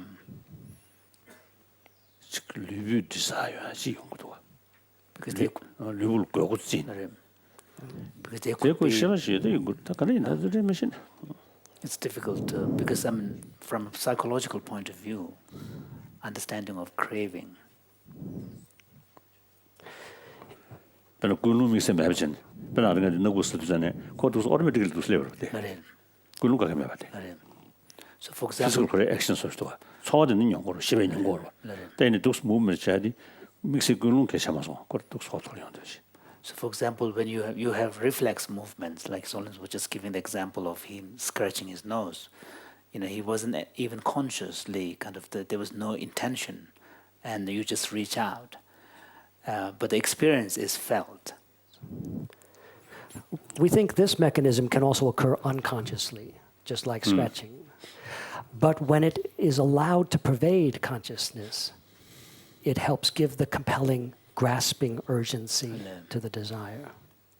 Tomatia sayon dukala, kansa koran ngundu jubat mene, and the kansa koran ngundu jube shebe na kan leon dukala, doba shukshin bushutan, seba shukshin leon dukala ni zimba shemba dan, lemba tunzu leon kurislam. You could have never look to Jadji. Colcasha really got a meek Jesus to Jaddy. Look at him. The kuzuta and lebatus jangmento. So for example, like when you're sleeping, you shift your postures, and then there's a kind of blinking of eye movements. There is no conscious intention on the part of the person. So how would that be explained from the kind of brain perspective? In terms of the blinking? Blinking and shifting of the posture. I think in the brain there's layers and layers and layers, and many of the lower layers are doing their own blinking and shifting of posture automatically. And sometimes a higher level can notice, but it doesn't have to.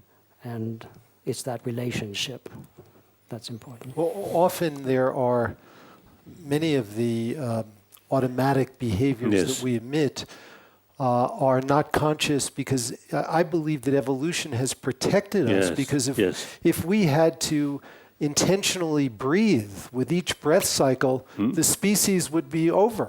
We'd be finished. And so those are the kind of behaviors that are protected. So they just go on automatically. We can become aware of them, but we have limited ability to influence them.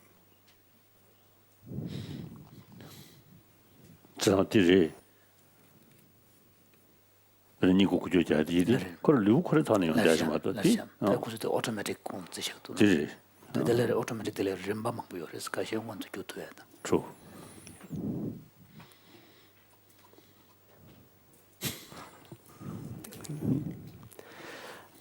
Since Your Holiness has already helped us with the notion of fear and desire, perhaps we could just touch on it. We don't have to dwell, and then we could stop. Yeah. And I'll just give, it's to me a puzzle that the same brain system for desire might also generate fears. It's this target of dopamine, this striatum target of dopamine. And what we'll see very quickly is simply that turning this same brain system on with different spots of a painless drug microinjection might produce desire. Here's the brain structure again. And here we've blown it up. It's a sideways brain. We've blown it up. Each green dot you see is a painless drug microinjection that's turning on intense desire, just like the laser. The rats, if food is more, they eat much more. They will go back to the place to get that microinjection again. They want it. They prefer it. They may even show liking reactions. If we do the same brain microinjections in the back of this brain structure, the same brain microinjection, we start to get desire mixed with fear. Our rats are tame. They're friendly. We're always nice to them.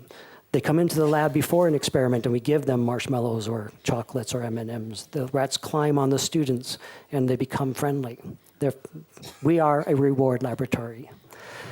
But sometimes the rats will behave as though they're afraid of us if they've had a yellow or red microinjection. If they've had a yellow microinjection, if we try to touch them, they'll squeal and they'll bite us, so we don't touch them after that microinjection. But even if we don't touch them after that microinjection, they act afraid. They treat us as though we were a nasty, nasty predator, like this rattlesnake. Rattlesnake, here's a ground squirrel's view of a rattlesnake, and here's what the ground squirrel does if a rattlesnake comes to its burrow and tries to eat the pups of the ground squirrel. The rattlesnake does this, it behaves afraid. It defends against the rattlesnake who's approaching. This ground squirrel sees the rattlesnake coming, and it kicks the sand towards the rattlesnake's face. There's the rattlesnake. There. And the ground squirrel defends. And her sisters may come and help also. And they defend the pups in the burrow against the rattlesnake. After, and here's her sister coming to do the same. These, you can imagine the state of mind of the ground squirrel facing this predator rattlesnake. In the laboratory, our rats will do that to us. If they're in the cage and we're here, they will kick the sand towards us out here after they've had that yellow or red microinjection. But the important thing, the only thing I wanted to mention to Your Holiness, is that the brain structure can flip back and forth between desire and dread. And here's the demonstration of that.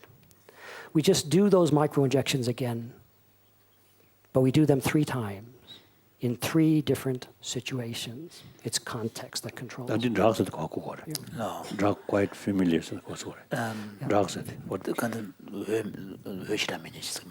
So the dark here means the less lit. That's right. The dark means the rat's home. The rat lives. Yeah. Which they prefer. They Prefer home. Yeah. The rats in our laboratory, they live in a quiet, dark room. And it's comfortable to them. And they prefer that, as Richie says. Or we do the microinjections in the regular lab, which is like this room. Or we do it in the regular lab, but we turn the lights up higher. And we play. Whoops. Volume.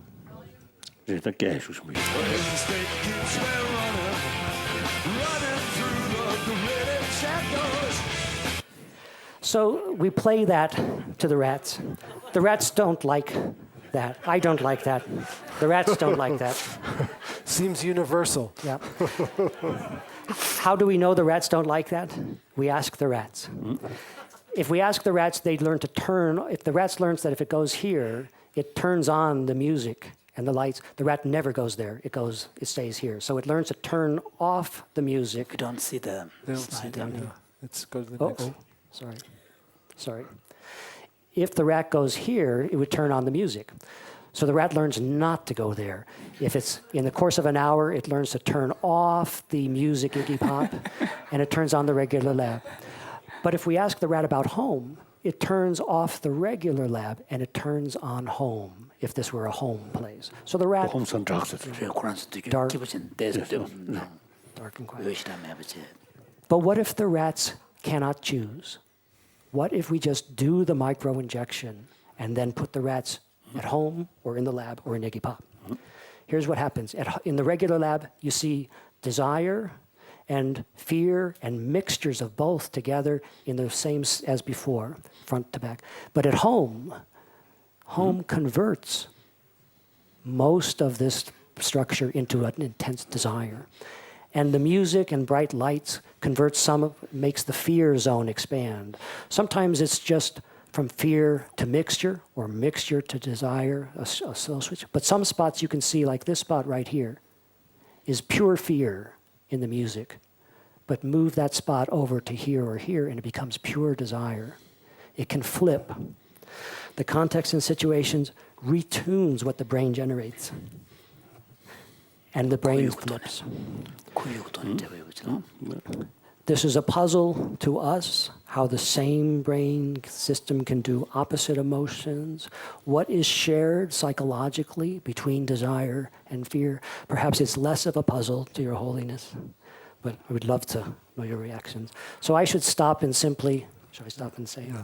And simply say, all I've tried to draw are these 4 conclusions. The first, that wanting and grasping is a problem because It's such an intense system of its own. Individuals are different in their vulnerability to this, but all of us have the capacity for this grasping, wanting system. The system can occur without distress or need, and so perhaps relieving distress and suffering by itself may not eliminate the addictive grasping or craving. 간다디 동에서 미유 꿀롱 장장체네 디슈고 죽었는데 되봐 되베슈고 죽었는데 레멘도 스틴자 동에 마키바다 좀 세비네 더든 되바다 세바 균이 네토에 디두스. And the wanting can occur without pleasure as a trigger or as the object of hope. And the surprising thing that wanting has something in common with fear that we don't feel subjectively, many of us, but the brain is telling us it has something in common. All kinds of questions arise. What is shared between desire and fear? Can Your Holiness see ways to bring unconscious wanting better into awareness or control? I would love to know Your Holiness's insights. Thank you. 단디 들으자 단디 되바다 지나니부터 오늘은 진짜 이모션 다 데려와 다 데려들 나 자시 찍었더네 군이냐 뭐 연구도 될 때도 되바다 지나니 보를 때와 조금 주셔서 되간다서요 한스 직체 아니 간다지 로롱도 뭐 주부터는 세바단 되바 계획도스 대체 지점 공원도 줘야 답시 가려요 나스 강사고란 아니 디인자 아니 세바베 체 토부터도 요나 대체 가야야 템바텐제 답시했는데 연구위원회 만났어. So, thank you, Kent, very much.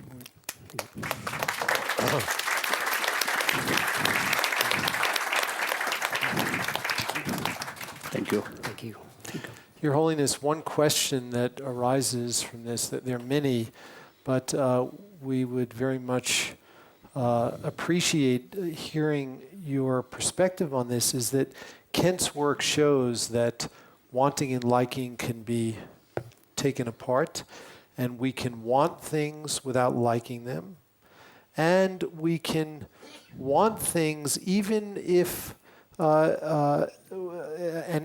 this wanting can be very intense, even if there's no suffering involved. We can still have this pattern, cyclic pattern of wanting. And so I wonder if you can, Your Holiness, perhaps tell us from the Buddhist perspective, from the Buddhist tradition, about antidotes to wanting that may be able to be incorporated in a secular kind of curriculum that can help to address this, because it seems like the systems that Kent is talking about that are associated with wanting are so important for addictive behavior of all kinds. 그런 것도 동네 당연히 있어서 저런 거. 나를 그 동네들이 그것이 통네. 내가 당들 내는 거. 나를 나는 고란스 들으시던데 되바다 아니 아직 가와니부터리야. 통문 되게나 수수 가와용 기부용스다 수수 가부용스 주고 되게 거와. 다들 고란 리서치도 제베나 군이 카제 단제. 수수 되는 중세 자원들 가보면은야 되게 그 답시 요벤자스 다 되버데 계지무자도 데일이야. 님부터 그 답시 되는 나주 돈네. 되와 갔어요. Craving set. The craving, the wanting set. Wanting is not desire. So the problem with the problem with the word wanting is that wanting need not necessarily be destructive. Because yesterday we talked about how wanting can take the form of aspiration.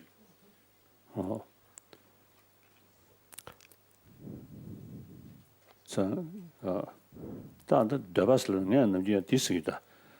then happiness 사죠봐. the satisfaction 사죠. 직세되게요. Of course, my sort of understand the real exact meaning of English and these words. They're very limited. But seems to say, 더바 당도 나왔을라나? 타치도 디기 계시게 말봐. 그거 좀 전통네. 당된 거로. For example, in the case 그것도 떠나요. in the case of wanting something and embracing it out of desire, it need not necessarily be motivated by a kind of a seeking pleasure, but you seek something. 크레이브세디 배주야 말이에요. So this is not craving because you seek something because you see its benefits, and because of out of that the motivation arises to want it and desire it. So it need not necessarily be linked with pleasure. Yeah.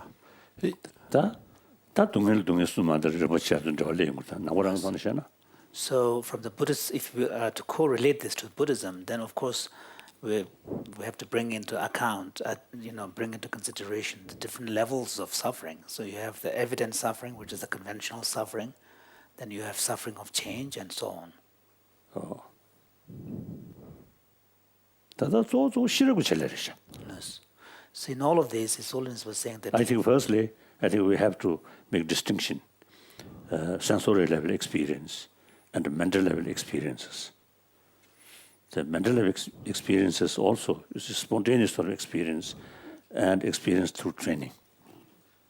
So that also is much depend on because of the awareness. awareness. And yesterday also because of the touched the ignorance, right? Ignorance is two levels.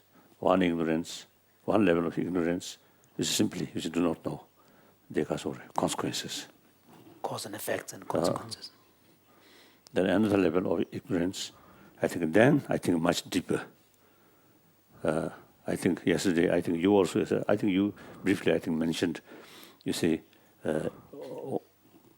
those according to theistic religion, you see, the ones is a person, believer, you see, realize or accept our Creator, God, infinite love. All these negative thing, destructive thing, actually not created directly by God, but was out of Free will, right? free will. So without knowing that, and so from a theistic point of view, without knowing that deeper reality, then we engaged as if acting out of free will, creating our own suffering. So deeper level of ignorance, I think, according to different sort of philosophical views, the Buddhists say the denzi. So from the Buddhist point of view, the deeper level of experience really pertains to a distorted way of understanding the world by grasping onto some kind of intrinsic existence. So of course, within Buddhism, there are different perspectives. And some of my Christian friend even used to say, since we created by God, so like Buddhist sort of concept, we all have some kind of part of God. God is something there. So Buddhists say Buddha nature. So once know that, then you see you can easily face some problems, challenge. Clear. So that's that is that deeper level of. So this is at a deeper level now. So in secular, I think not. So these, of course, are not relevant in the context of a secular ethics discourse. So I think the awareness, through education, through awareness, I think yesterday, even I think I little bit because of that. Yesterday you mentioned, even because of the animal, mouse, rat, because mouse, rat, because 냠도 로봇 냠도 요나 그 창도야도 또 누아스. 그리고 저 창도 마스로. So I think one of the speakers yesterday talked about how I think you even rats, they're addicted to alcohol. If there's a social support network, then they stop drinking. Morphine. So this shows how much affection is the effect. Remain surrounding same sort of species, not fighting. peacefully remain, then give some sort of satisfaction, not much sort of anxiety on these things, then no need because of that taking these things. Lonely, red, little uncomfortable. So then he tried to seek some kind of comfort from external means. So through training, through awareness, one should develop certain kind of sort of inner, I think sense of security. I mean inner value, then that automatically brings self-confidence, much less fear. Then automatically less desire to seek something from outside. You already have full sort of self-confidence. So those social elements among sort of other friends or groups can feel safe, isn't it? So sometimes we very clever. We are a social animal, yet you see our thinking is just oneself, not depend on other. That creates fear, suspicion, isn't it? I always telling people when I meet people, if I stress myself, I'm something special, like His Holiness 14th Dalai Lama. Then you see that automatically creates some kind of barrier. Actually, you see that way of thinking, make myself prisoner, isn't it? Forget that. We are same human being. Very easy then communicate, reach out. Because we are social animal. Basic sort of emotion like that. We are same. Same does not mean the size of nose. or color of hair, or because of the thick hair or less hair and shining head. You see, there's a difference. But basically, within that, same emotion, same mind, same intelligence. Same. But I not same. Your eye very round. Utterly same. Yes. Please, go ahead, Arthur.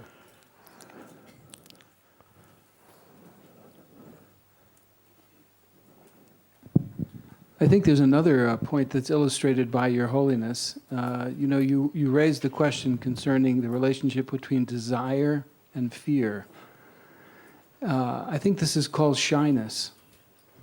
So, for example, I think many people would desire to meet Your Holiness. And at the same time, I often experience people have fear around you. That there's a nervousness, that there's an anxiety, that there's a certain element of fear. I think any teenage boy knows this when he sees his girlfriend who's not his girlfriend, the one he desires. He desires, and yet he pauses and retreats. So in the moment of desire, there's also the fear. They come together.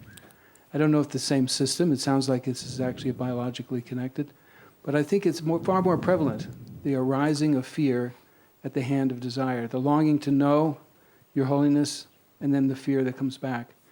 And that barrier that you described, I think, is somehow that experience, the experience of longing and at the same time fear. So we withdraw.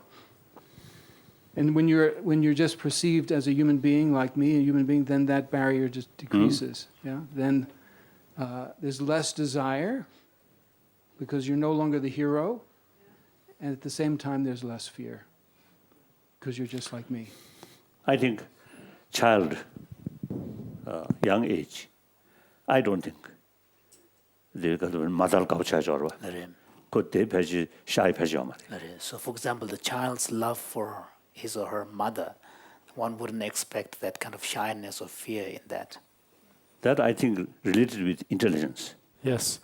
Getting older, then So because as you get older, more kind of proliferations of thoughts, anticipations, expectations, and hopes and fears.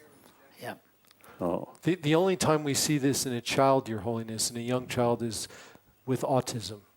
We sometimes see this. 그래서 단 autism's like the book 나제를 저래. 디를이야 아니야. 수수 파말을 찍나요? 보던 연구도 있어. 다디가 나제로 안 그래도 내점 말다. So this is due to the particular condition. Yes. Yeah. So I think animal also I think they I think because biologically you see they 아무런 배치나 아니나. Yeah, so even in the animal world, because of their biological need, one wouldn't expect fear of their mother. Right. Yes, I think that's true. 딱 근데 마달 땡 공해들다야. 땡 공해들만 가가르셔. Of course, we're talking about social animals whose survival and nurturing depends upon mother's care. Yeah. Metula. In Tibetan, there is an expression, and Izonas just use it, which is reto. And we always use it together, hope and fear. Actually, we use it all the time together. So the hope of getting something, the fear of not getting it. Once we get the fear of losing it.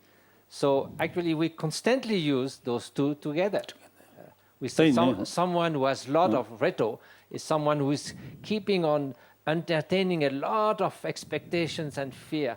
And this sort of flips and comes together. And this is one of the main causes of dissatisfaction, suffering, and so forth.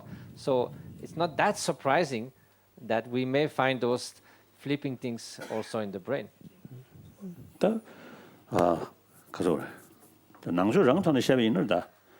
직진 세계 로 숙청보지에 등에 디자와디 나세아디 숙청불릭도와 디 그제 숙청부 예배 속에서 숙청해야 돼. 디매체 지 간다베 사슴 남다 겸륜 친나 뭐가 매 숙청부 예배이나 폐지로도 연말을 가잖아. So from the Buddhist point of view, it's understood that those who have a much stronger grasping at their own sense of self, there's a greater sense of self-focus. Again, it's a self-centered attitude. Self-centered attitude. And built upon this, you have all these, you become vulnerable to the kind of worldly concerns of praise and insult and so on and so forth, which then builds up this mechanism, psychological attitude of being constantly caught in this cycle of hope and fear. So this is what happens. But on the other hand, if you have an individual who has less grasping at the self-focus, has a greater... because the ultimate ignorance... So we're not talking about the emptiness point of view, but we're talking about a sense of self. Less self-focus, and someone who has a deep sense of integrity and transparency, then there is less fear. And that person is also more free from this trap of hopes and fears. So, I think from the Buddhist viewpoint, I think we can say the fear much related with self-centered attitude. Desire, want, not necessary. The desire for because of the peaceful life, the whole world, or others. There's no basis for fear. Fear 예외이네. 나도 사람을 커서. 근데 전주선 냠는 정신이야. 저도 아자아이나.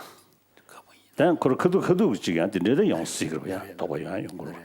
맞아 신배중 말해. So just 저도 도와 영서 쪼디 란진을 도셔.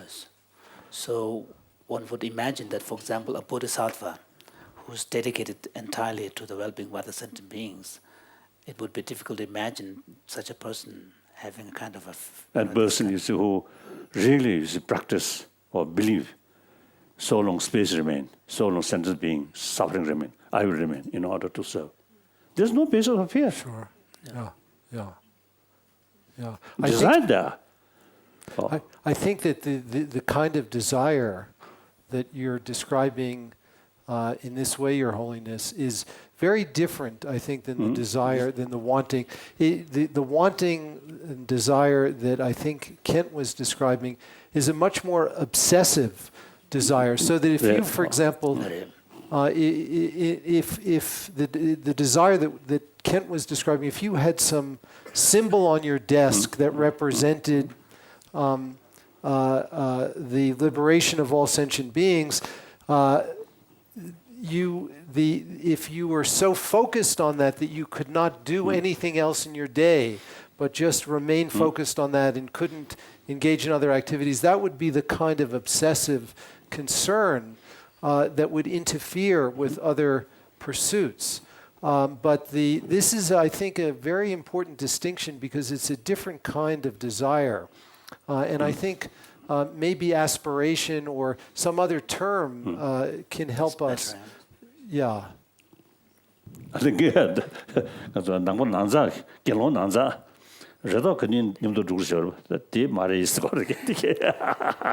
His Holiness is partly kind of critiquing Matthew's point that Tibetans always use the same together. Buddhist, same So it's sort of an internal Buddhist critique. No.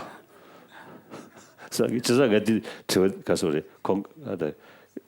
미디어가 넣으셔 때 So His Holiness is teasing Matthew that you can have hope without the fear element. Not this always go together. Well, maybe on this note, mindful of time and Your Holiness, we need to break for lunch. Okay. So thank you so much for your attention. Thank you. Thank you. Thank you very much. Thank you. Thank you.